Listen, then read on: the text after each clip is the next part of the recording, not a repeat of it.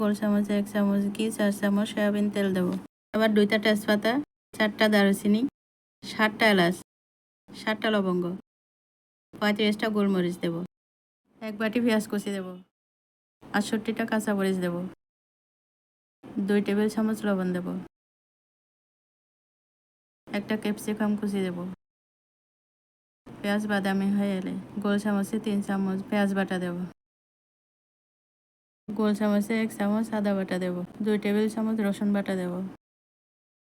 2 table চামচ ধনে গুঁড়া দেবো। 1 টেবিল চামচ ভাজা জিরা গুঁড়া দেবো। একটু নেড়ে দেবো। মশলা কষিয়ে এলে 150 গ্রাম গরুর মাংস দেবো। একটু নেড়ে দেবো। মাংস কষিয়ে এলে টিপটে 1 পট ফোটানো পানি দেবো। নেড়ে দেবো। 3টা লাল টমেটো কুচি দেবো।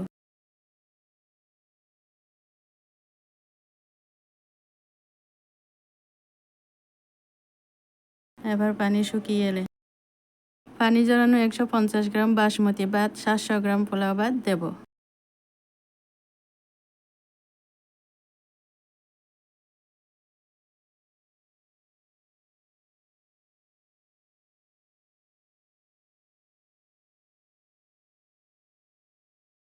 তিন টেবিল চামচ লেবু রস দেবো। আবার 1 চা চামচ লবণ দেবো। নেড়ে দেবো। অল্প আছে 17 মিনিট রান্না করব। এবার পরিবেশন করব 2 রকম চাউলের গরুর মাংসের বিরিয়ানি।